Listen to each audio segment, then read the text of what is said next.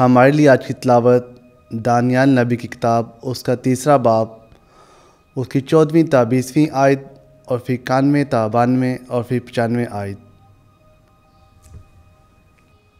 नबूकदनस्सर ने उनसे खिताब करके कहा कि आए सदरक और मिशक और अब्दुन्नगो, क्या तुम जानबूझकर मेरे मबूद की परस्तिश नहीं करते और उन तलाई मूरत को सजदा नहीं करते जिसे मैंने नस्ब किया है?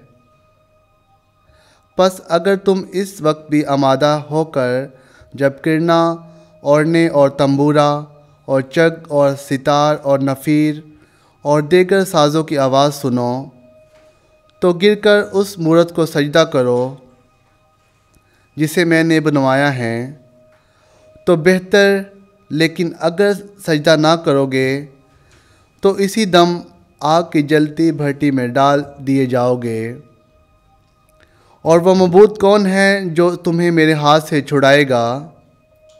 और सदरक और मिशक और अब्दुन्नगो ने नबूकदनस्सर बादशाह से कहा, हमारे लिए ज़रूर नहीं कि हम इस अमर में तुझे कुछ जवाब दें। ख्वा हमारा खुदा जिस की परस्तिश हम करते हैं हमें आग की जलती भट्टी से और तेरे हाथ से हाय बादशाह छुड़ा सकता है। ख्वा नहीं, तुझे मालूम हो आए बादशाह, हम तेरे मबूद की परस्तिश ना करेंगे और ना उस तलाई मूरत को सजदा करेंगे जिसे तूने नस्ब किया है। तब नबूकदनस्सर बादशाह गुस्से से भर गया और सदरक और मिशक और अब्दुन्नगो पर उसके चेहरे का रंग बदल गया और उसने ये कहकर हुक्म दिया कि भट्टी की आंच को जितना उसका मामूल है उससे 7 गुना ज़्यादा तेज़ कर दो। और उसने अपने लश्कर के चंद ज़ोर आवर बहादुरों को हुक्म दिया कि सदरक और मिशक और अब्दुन्नगो को बांध कर आग की जलती भट्टी में डाल दें। तब नबूकदनस्सर बादशाह हैरान होकर जल्द उठा और अपने सलाहकारों से खिताब करके कहने लगा कि क्या हमने 3 मर्दों को बंधवा कर आग में नहीं डलवाया? उन्होंने जवाब में बादशाह से कहा, बेशक आए बादशाह।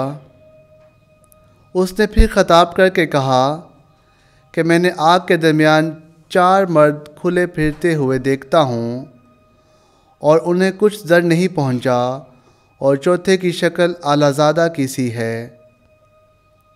बस नबूकदनस्सर बोल उठा और कहा कि आए सदरक और मिशक और अब्दुन्नगो का खुदा मुबारक हो जिसने अपने फरिश्तों को भेजा है और अपने बंदों को रिहाई बख्शी है, जिन्होंने उस पर तवक्ल करके शाही फरमान को टाल दिया और अपने बदनों को निसार किया, इसलिए अपने खुदा के सिवा किसी और मबूद की परस्तिश और उसे सजदा करना ना चाहते थे।